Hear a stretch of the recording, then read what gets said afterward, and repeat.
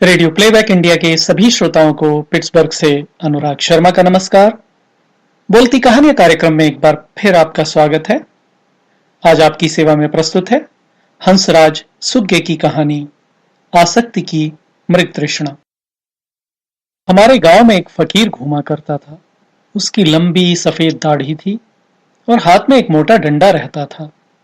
चिथड़ों में लिपटा उसका ढीला ढाला और झुर्रियों से भरा बुढ़ापे का शरीर, कंधे पर पैबंदों से भरा झोला लिए रहता था। वो बार बार उस गठरी को खोलता, उसमें बड़े जतन से लपेट कर रखे रंगीन कागज की गड्डियों को निकालता, हाथ फेरता और पुनः थैले में रख देता।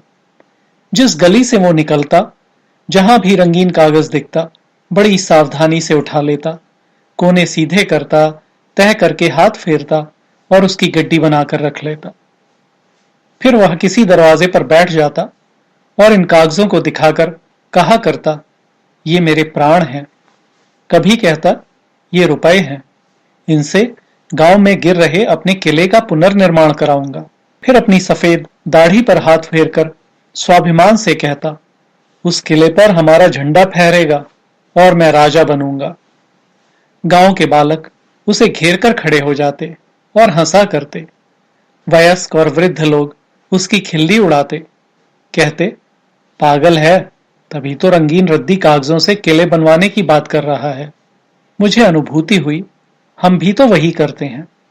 उस फकीर की तरह हम भी रंग बिरंगे कागज संग्रह करने में व्यस्त हैं और उनसे दिवा स्वप्न के किले बनाने में। पागल तो हम हैं, जिन सुखों के पीछे बेतहाशा भाग रहे हैं, अंततः वह हमें मिलते नहीं। सारे ही प्रयास निरर्थक स्वप्न भासित होते हैं। फकीर जैसे संसार के हम प्राणियों से कहता है, तुम सब पागल हो जो माया में लिप्त तरह तरह के किले बनाते हो और सत्ता के सपने देखते रहते हो। इतना ही नहीं, अपने पागलपन को बुद्धिमत्ता समझते हो।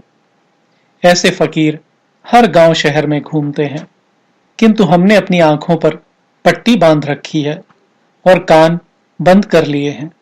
इसी से न हम यथार्थ को देख पाते हैं और न समझ पाते हैं।